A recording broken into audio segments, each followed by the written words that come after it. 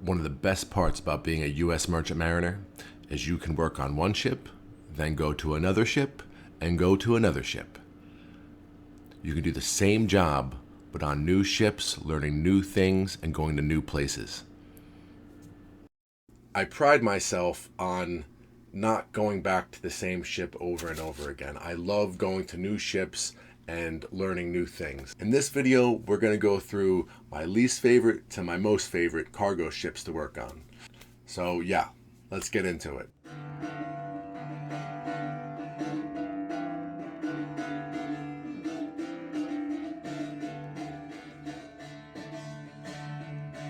What's going on, everybody? Welcome. My name's Joe Franta. Welcome to the channel. This channel is all about working and living on U.S. flagged cargo ships. So if you're interested in something like that, please be sure to subscribe. Every time you go on a new ship, you kind of learn how the cargo is handled, and they usually go to different ports, and it keeps the job interesting and spices it up. So these are just the ships I've worked on, from my least favorite all the way to my favorite. Now, mind you, I've never worked on a ro-ro, I've never worked on a tug, I've never worked on a fishing boat. And also, I'm going to exclude the cruise ship I worked on, because that was like a working vacation. That didn't even make sense. There was definitely cons to it, but yeah, we're just going to stick to the best cargo ships to work on. And I know money plays a huge factor into why guys choose to work on certain ships, but because contracts are always changing, I am not going to include money or contracts in this video. All right, number 5, container ships. You know, it's funny, when I first got in the industry, a container ship was kind of like the standard. That's what I thought all cargo ships were pretty much these container ships. And I've only done one hitch on a container ship, and that was for 77 days. Because I'm an eternal optimist, let's start with the pros. Container ships have great rooms and accommodations. Out of all the ships I've been on, the best room I've ever had was on a container ship. This ship even had an elevator and a pool. And the container ship is the only ship I've ever worked on. When I signed on, they gave me a calendar with every port of call and what date we were going to be there. And I could count to the exact day when I was going to get off and see, okay, I'm getting off at this time at exactly 11 o'clock. And that's the exact time I got off. So that's how crazy and efficient these ships are. As far as port calls go, container ships go to some decent ports. Some US, some foreign, some less desirable, some more desirable. But that brings me to my biggest problem with container ships, is they're in port for such a short amount of time. As soon as you pull into a port, maybe a day or two later, you're already leaving. So there's no time to get off and explore whatever cool port you're at. I think we're in and out of a port in the same day sometimes. That's how fast the turnaround is. As far as the cargo ops go, it's just really moving boxes. So every port kind of looks the same after a while.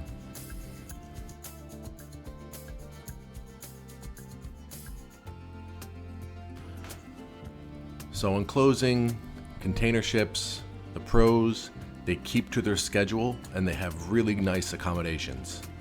And the cons are the port stays are very, very short, and the cargo is kind of underwhelming.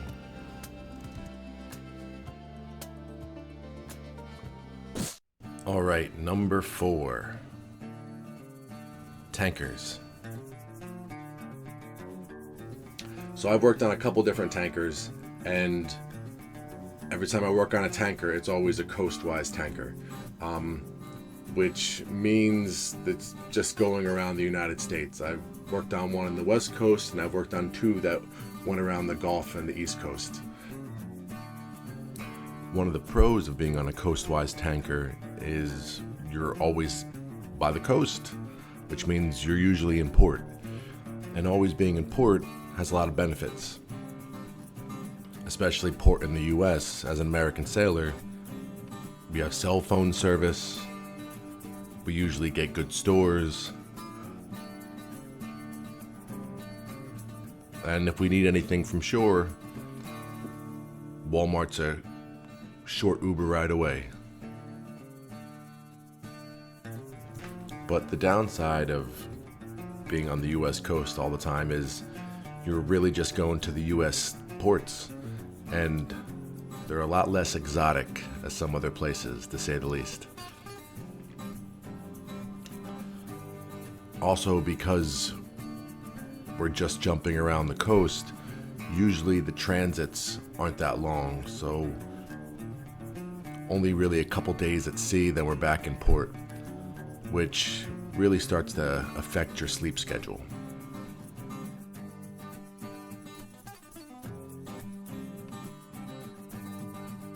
And as far as the cargo goes with the tankers, it's not super labor intensive besides hooking up the hoses, but there are toxic fumes. And don't get me wrong, the ship and the companies take all the proper precautions, but there's probably a reason why the Coast Guard makes you get a benzene test before signing on a tanker. I just want to close by saying that the accommodations on tankers, on every tanker I've been on, has been great. The lounges, the mess halls, even the cabins. Most of the cabins had TVs with direct TV because we're always on the coast. So, tanker ships, in closing, the pros are it's always in port, which means good cell service and good stores.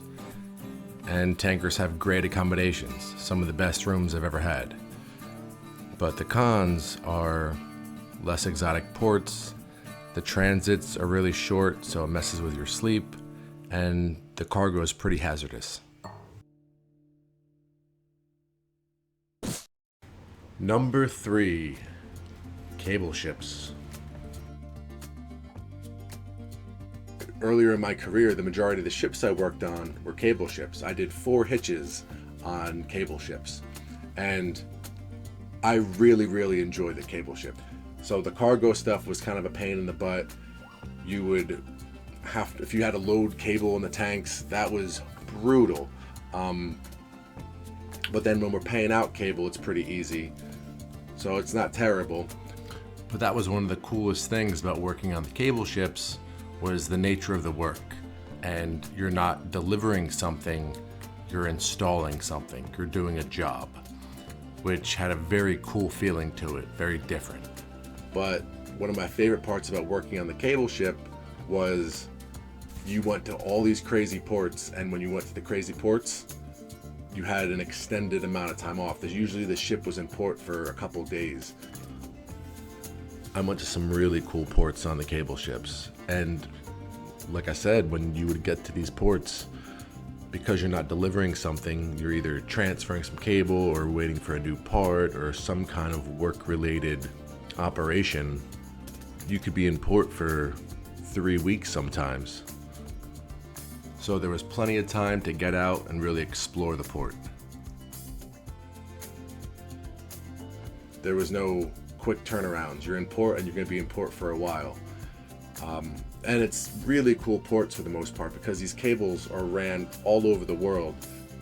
Out of the 2 cable ships I worked on, usually you have to share a room too, which nobody likes to share a room. That is the worst thing to do, is when you don't have your own space. And the cabins were not very spacious. Alrighty, the pros and cons for cable ships. So they go to some pretty cool ports, they stay there for a decent amount of time, and the cargo operations for cable ships are pretty interesting. But the con is those cargo operations are pretty difficult, and they're a pain in the butt. And another big con is you have to share rooms. All right, number 2, bulkers.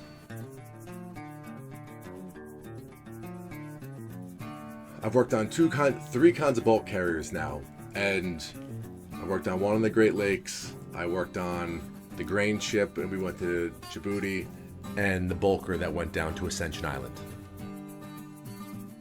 One of my favorite things about working on the bulkers is they go all over the place. They go to some pretty cool ports, from my experience. Like I said, the one ship went down to Ascension Island, and then we went to Dakar, Norway, very cool ports. The grain ships go to a lot of ports in Africa. We went to Djibouti, and unfortunately it was during the pandemic, so we weren't able to get off and see anything. But when the bulkers go to these ports, it takes so long to discharge the cargo that usually they're in port for a couple days. We were in Ascension Island for over 30 days, so there's plenty of time to get out and explore and actually see the ports. Another thing I love about the bulkers is you kind of get to know and understand the cargo a little more. Like bringing coal from Sandusky down to Cuyahoga to some plant in Cleveland. It really takes you in and makes you feel part of the Laker and Rust Belt culture.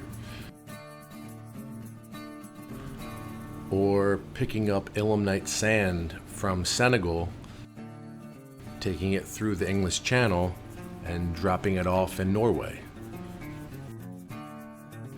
Every bulker I worked on, I knew what the cargo was and why we were bringing it to where we were bringing it. It just gives you better appreciation for the geography and the area you're in. It kind of gives it history just based on the cargo you're delivering.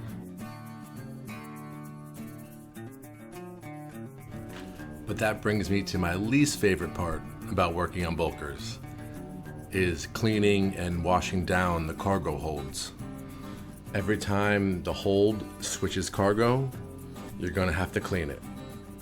It is a brutal and tedious process. Another con with the bulkers is because you're going all over the globe, stores tend to be a little subpar.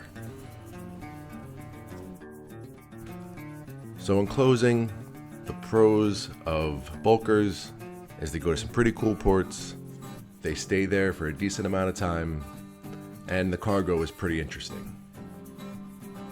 But the cons are cleaning those cargo holds can be a pain in the butt, and sometimes the stores can be pretty lousy. And before we get to the number 1 spot, I just wanted to take this time to thank all the people who gave super thanks. It's totally not necessary, but your donations mean the world to me and definitely motivates me to keep doing what I'm doing. And I know the crew love all the beer you're buying them. So thanks again. And number 1, heavy lift ships. My favorite ship to work on, it's a ship I actually just got off, are the heavy lift ships. From what I understand, most heavy lift ships are tramping ships. And a tramping ship is, you just wait for the orders. So it's like, okay, we got an order to pick up wind turbines from Portland and bring it to China, and then in China we're gonna move this yacht to Japan, then from Japan move some boxes to New Zealand. It's just a lot of random and crazy ports. And the cargo operations take so long that when you're in port, usually you're in port for a couple days. Speaking of cargo operations, Because the heavy lift ships have these gigantic cranes, the cargo is never boring and definitely keeps things interesting, to say the least.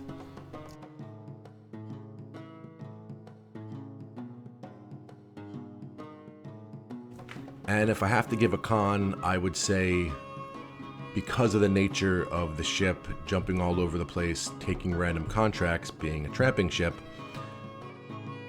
there is a chance that you can get stuck on board and not get off when you're supposed to. So the pros and cons of heavy lift: they have pretty cool, interesting cargo because of the cranes. They go to some good ports. They stay in the ports for a long time, and most of the ships are tramping ships, which are always fun to be on. But the cons are, because they're tramping ships, you may get stuck on board if they take another job. If you couldn't tell, my list is pretty much based off of where the ship's going and how long they stay in port is pretty much the deciding factor of where this list came from. All you sailors out there, I know you guys have your own opinions, so please leave in the comments your favorite cargo ship to work on, or your favorite ship you've ever worked on. But yeah, guys, thanks for watching. I hope you enjoyed it, and yeah, I'll see you in the next one. Like, subscribe, all those things, guys. See you later. Be sure to check out the Slop Chest Sailor Store. Link is in the description. If you enjoyed the video and you'd like to support the channel, please consider liking, subscribing, or sharing the video. Thanks for watching, guys. See you in the next one.